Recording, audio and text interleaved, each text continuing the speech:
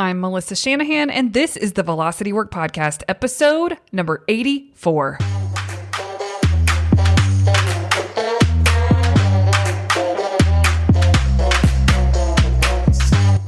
This podcast is for attorneys who are running their own firms. We explore tactics, tools, and stories related to pushing past simply lawyering well and into building a successful firm. Working in your firm and working on your business are two very different things. This podcast focuses on the latter. Hey. Welcome back to the Velocity Work Podcast. This week, I hope, is kind of refreshing. I get heady sometimes when I'm trying to share and teach concepts. And, this week, I've been keeping top of mind, as I do every week, just what can I bring that's of value? What can I bring that's of value? And I think I've got something good for you today, but it's totally different than I normally do. So stay tuned for that in just a couple moments. But first, we're going to talk about Velocity Work Sprints because we are in one right now and it's going amazingly well. The participants are just the best. I'm proud of them. I love working with them. They are just killing it. It's going very well. We have another sprint coming up in April. Do you know what a Velocity Work Sprint is? I would invite you to check it out because they're freaking amazing. If you want to learn more about a sprint, go to velocitywork.com/sprint. Now, here's the thing. The doors aren't open yet. They will open tomorrow to that first to know list. We already have some people on the first to know list, but if you would like to be on the first to know list, go to that page and get on that list so that as soon as the doors open, you'll be notified and you will have first dibs over the rest of the public. Spots have already been taken by previous sprinters and mastery group members. All my clients get first dibs. So those spots are taken and we have fewer spots now than we've ever had before to offer to the rest of the public. This is very exciting to me because it's just product validation. Not that we can't make room for improvement. We're always seeking to improve our products, but this is just, we're onto something. We're providing value and law firm owners are getting a lot out of these sprints. And that makes my heart happy. So I encourage you, if you already know what a sprint is, go get your booty on the first to know list if you're interested in joining April. If you don't know what a sprint is, you can still go to that URL, velocitywork.com/sprint, because you can learn about it there. There's details about it. There's a behind the scenes video, so you kind of get the scoop. The other thing I would say, if you don't know much about Velocity Work Sprints and you're curious, go back to episodes that I released early February, and all of them start with the title Lessons Learned. There's 3 of them in a row.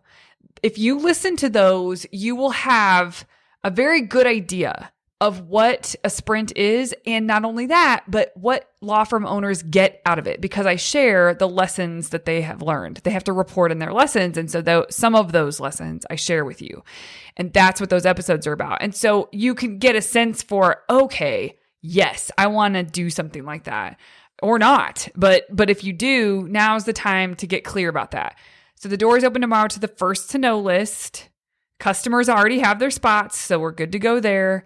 And then I'm going to give about 24 hours with the first to know list people to join. And then we'll be opening up the doors on Thursday. One of the jobs as an owner of a business is to create energy in and for the business. There's many ways that can happen, but you want to do so deliberately. And taking part in a sprint is a really great way to kickstart some energy inside of your business that makes sense for it to grow. There's something that you'll do, a result that you want to create that is a win-win-win all the way around for you as the owner, for your clients, and for the business itself. So I just want to encourage you, if you're kind of sitting back and you're sitting on the fence, that might be kind of cool. Don't be wishy-washy. Either hell yes or hell no. Look into it, figure it out, because it's a really great opportunity to create energy with and for your firm. One of these days, and it's not going to be that far in the future, but it's going to happen this year, we're going to sell entirely out to the point where I don't have capacity to keep offering more and more time groups. That's going to be a really good problem to have. But if I were you, I would want to be in now on these sprints because that's the direction all this is headed. Every time we do a sprint, we get a new law firm owners in there and they get to experience something that's new and fresh and they stick around. And the more that law firm owners who experience it stick around, the less I have to offer to the public. These are special. Check into them and see if it's something that makes sense for you or not, and get in now because it's only going to keep getting more popular because we're only improving it. And as law firm owners join, they see the value and they come back. So I'm just saying, get in now. Okay, well, let's flip into the content that I have for you, which is really a resource I want to share. And before I give the resource, I'm going to give you a little bit of context as to why it felt important to share this resource. I talk a lot to law firm owners about inputs versus outputs and how you really want to reduce your inputs. Your inputs need to be in check. What I mean by inputs versus output is how much you consume, how much you're allowing in, how much your brain is taking in terms of information. And so if you are consuming a lot of information, it directly affects the amount of output that you're capable of. I don't care how smart you are. This is true. When your brain is consuming a ton of information, there's a lot of information swirling in your brain.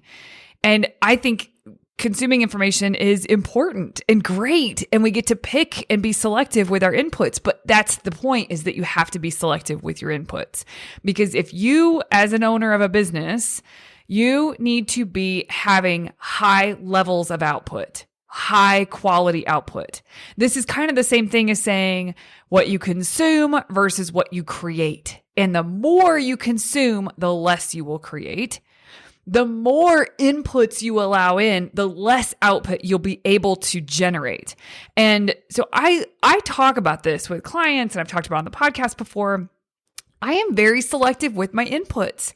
I have periods where I have more input. I allow more in. It's sort of a phase where I am gaining inspiration. I don't need a ton of output at the moment. It's more me just tuning in to what is going on, what ideas are being shared, all of these things. So then I can take those ideas, swirl them around in my brain, think through those, and then generate something that's sort of built on those ideas for my clients and or my life, right?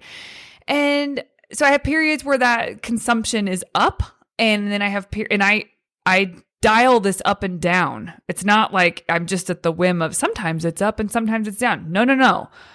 You and I both, we all have control over our inputs. And so there's times where I will dial up the amount of input, and there's times where I will dial it back. No matter what, 98% of the time, I care that my inputs are quality, that they're adding to my life, that they are adding to my intellect, that they are adding something, they're enriching in some way. So much so, which is probably different than some of you listening to this podcast, I don't watch things that freak me out. Like I don't sit down to engage with a show that I will later have bad dreams because of. Like I just spin on that show. That happens to me. So I don't watch any of that. I keep my inputs clean. And one thing that's been challenging lately in a really great way is I have a client who for Lent, she gave up TV shows. So films and documentaries were still allowed, but shows. And so I told her I would do it with her, and I have. But it has been challenging, at least at first it was, because I thought I was going to replace that time with reading. But truthfully, by the time I get to that point at night, after my son is down, full day of work, dinner is done, and I'm sure many of you can relate to this, if I sit down to read, my eyes are going to slam shut. And arguably, maybe I need to just go with that.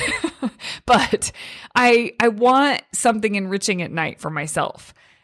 So what has been helpful and profound for me is a platform I have discovered called Real Vision. The whole point that Real Vision exists is, I'm on their About page right now, and I'm going to share some of their About page because they do a better job than what I could do, and I'll expand on it from my own experience. So at the top of the About page, it says, understand the complex world of finance, business, and the global economy with real in-depth analysis from real experts. Okay, sure. Like, I might be up for that. I don't know yet. Like, the world of finance is not my forte. I know a lot about business and business growth and strategy, but when it comes to world economics and markets and crypto and like the world of finance itself, that is not my jam. It almost feels so big to me, and there's so much to learn that I just have for a long time, in many respects, kept my head in the sand. But my husband came from the world of finance. He's been in tech since I've known him. He's been in tech. But prior to our relationship, which was, over 10 years ago, he was in the world of finance. And my husband is extremely smart. He is highly intellectual. He's also super fun and relaxed and knows how to have a good time. But he's very, very, very smart. I genuinely believe he's been gifted because of how smart he is. If he's listening to this, he's going to be rolling his eyes, but it's true. He mentioned to me a while back, he's been involved in crypto for a long time, and he understands the world of finance, and he's really worked hard to understand the world of crypto and just digital assets. And I have been in the background like, yeah, okay, whatever. Well, now, just as the world is sort of waking up, I'm waking up, and I'm curious about what is happening, what is going on, because it does seem like there's a whole other world that exists, this digital assets world. And the more research I do, the more I'm convinced that it's going to affect us greatly, whether you understand it or not. And so I kind of want to understand it. I just didn't know where to start. And so again, I just kind of keep pushing it off. I don't really know where to start learning. I ask him for resources. He'll pass them to me, but then they seem so in depth that I just keep pushing them off. So now, recently, he sent me something and said, hey, I got a subscription to Real Vision. I think you should look into it. I think you would like it. Okay, sure. Once again, I pushed it off. Well, now that I don't have TV shows to watch at night, it has come back up and resurfaced. And he said, do you want to watch Real Vision? Because we weren't going to watch a show. And I was like, I don't know. Sure. Whatever. He turns it on, and when he pulls it up, it almost looks like YouTube. There's all these videos, and they're all interviews. And I was like, well, I like interviews. I mean, I listen to podcast interviews, and I think that's great. So I thought, okay. And then I saw some names that I recognized, big names that everybody knows of, Mark Cuban and some other ones. Some names I know that maybe not everybody knows because I listen to James Altucher, and he has a lot of people that are involved in finance on there. And there's a guy named Chamath. I can't say his last name. I don't know how to pronounce it correctly at the moment. I'll look that up, and we'll put it in the show notes. But I saw him in an interview, and so I thought, oh, okay, this could be cool. I would totally want to know what Chamath has to say. So we turned one on, and we actually started with Chamath's interview. I highly recommend that. It was a great first starting point. Listen, the reason I'm giving this resource, that's what I really want to say before I keep talking, is because as a business owner, there's a lot of people that really should understand this, but as an attorney, I truly believe that the more you can understand about finance and about world economics and the markets, the better off you'll be. And part of that is because of what's happening in terms of digital assets and smart contracts. It's going to affect the legal industry at some point, and it's not that far off. And it doesn't mean it's going to take over immediately, but it is a change. It's going to be happening, and not a lot of people understand it. And it's a good thing to just keep your ears open for exactly how this stuff works, so that as it starts to move in more and more and more in the direction of blockchain and digital assets and smart contracts, et cetera, you don't want to feel left in the dust. And so I genuinely believe that you don't need to hurry. to get this information, but you should start waking up to this information. Real Vision is a platform that was created by, I think there's 4 co-founders, but the main guy that you'll see on all the interviews, sort of the face of the company, his name is Raoul Pal, and he's the CEO. And when you can read about him on the About page, you can look him up. I mean, he has a very, very well-respected career in finance. So on the About page, he says, "We're on a mission to disrupt the whole damn system and change the face of financial media. We've created a place where the world's most successful investors share their thoughts about what's happening in today's markets. Our goal is to provide everyone, from ordinary traders to professional investors, unparalleled access to the very best insights and analysis from the most famous and respected names in finance." And then he has a video where he shares some things, but there's 3 guiding principles of this platform. 1, access all areas. So he says, we give our audience access to the very best, brightest, and biggest names in finance. The second guiding principle is there's no agenda. We have no agenda, no editorial bias, and we won't tolerate self-promotion, hype, or BS. And the third is unfiltered opinion. We give our guests the freedom to say what they really think about what really matters. And I have been enjoying this. The very first interview we watched, which I mentioned was the one with Chamath, was eye-opening to me. And part of what kept me there, because a lot of what they talked about was over my head, quite honestly. I mean, I would have to push pause and ask my husband questions like every 3 minutes. But the reason I liked it so much and I stayed engaged was because you get to see all these people who are interviewed. You get to see how they think about business, how they think about culture, how they think about opportunity, how they think about creating value in the world, how they think about investments, how they think about the future and where all of this is going, what they are putting their money into, what they think is interesting and people should wake up to. And so all of it feels like you get to be a fly on the wall of a conversation that you really shouldn't be a fly on the wall of. Like, it's a conversation that isn't meant for your ears. This is the way I feel. And I love that. I am down for that, because even if I don't understand the entire, every single concept that they go into, I don't understand it at the depth that I could.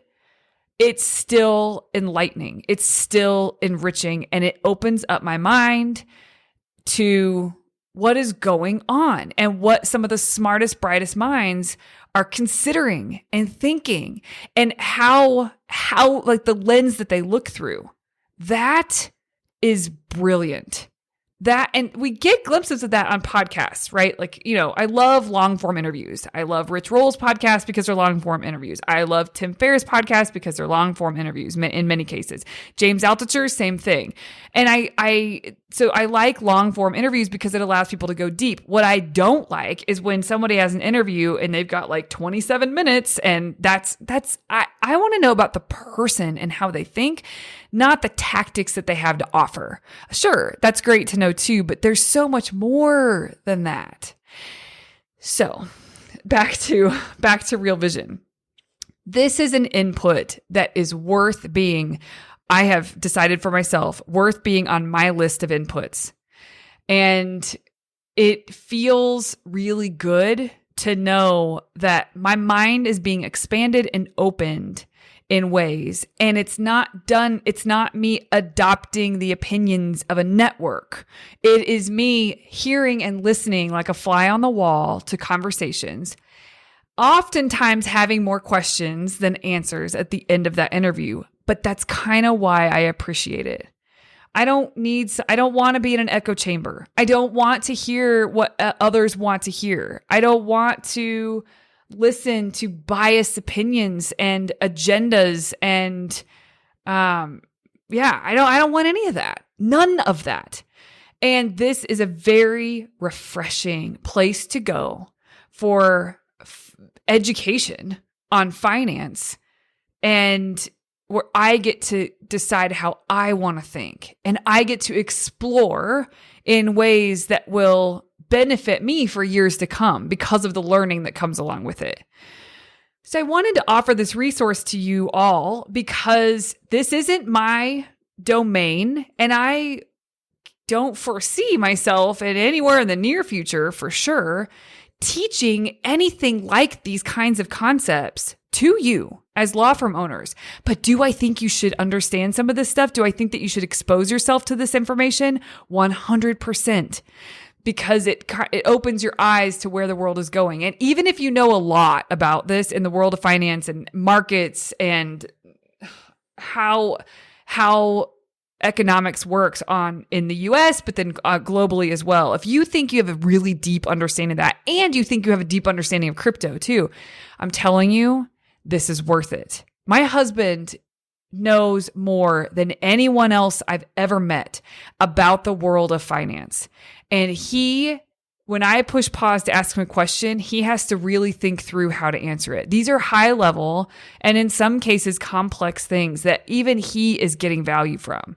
And in the world of crypto, he is getting a lot of value from understanding how the people who are on the cutting edge of this and can see things that he can't see, what they're seeing. Doesn't mean he's all in. He's not jumping into exactly what they're saying, but his knowledge is increasing and he's very advanced.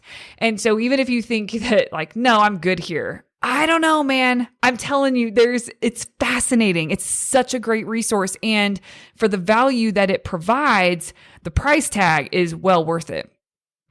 So let me tell you about how much it costs to have Real Vision.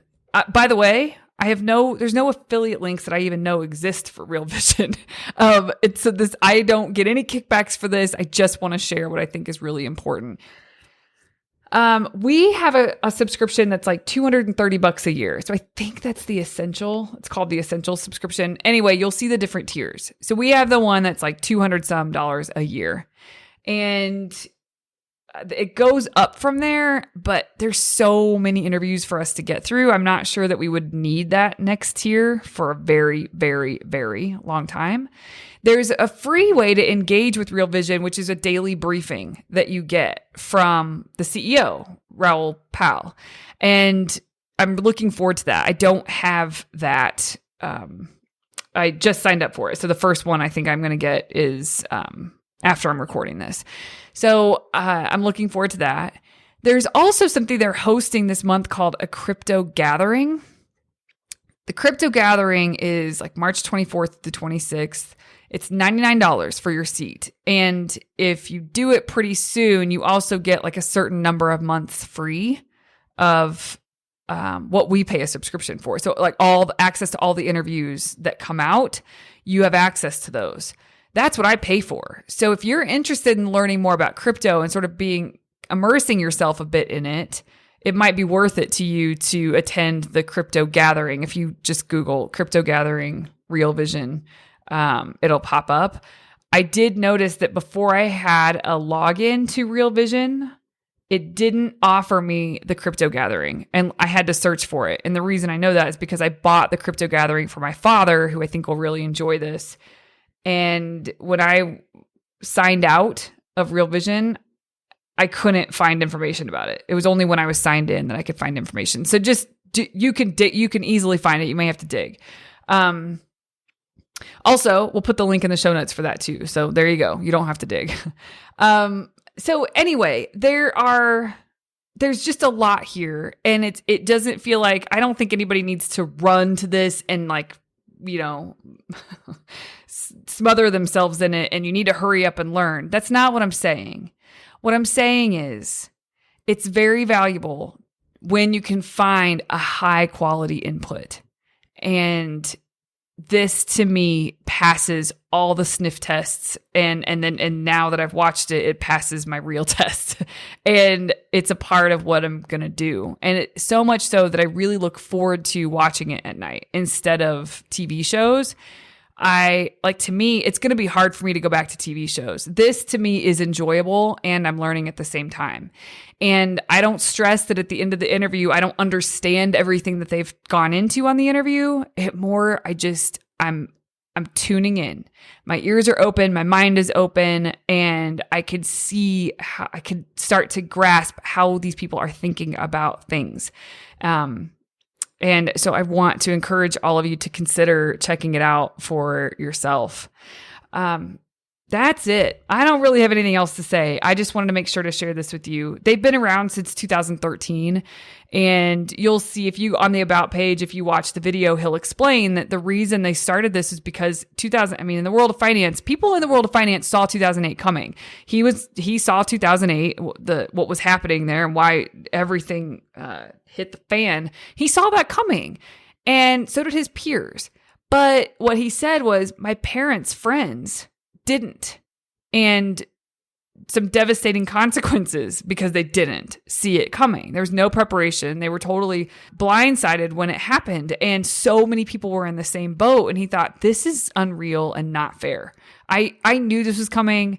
Many people did it, and there isn't any reason why they shouldn't have seen this coming as well. They shouldn't have had understood some of the things that I understood, and it lit a fire under him to create something that people had access to, that conversations that the masses had access to, so that they could make really wise decisions for themselves. And that's how this all started. So that's what I've got for you today, guys. A resource called Real Vision. Links will be in the show notes to some things that I mentioned here. The interview to Chamath, there's so many good interviews, but I'm just going to put that one because it was the first one I watched and I enjoyed it. And then also a link to the About page and the crypto gathering. And so you guys can pick and choose what you want to do. But I'm a big fan. I'm adopting this as an input in my own life. And if you are looking for a quality input that maybe could replace an input that isn't as high quality in your opinion, then this may be a really great candidate. So I wanted to pass it along. All right, everybody, check into it. Let's all get wiser together. And I'll see you next Tuesday.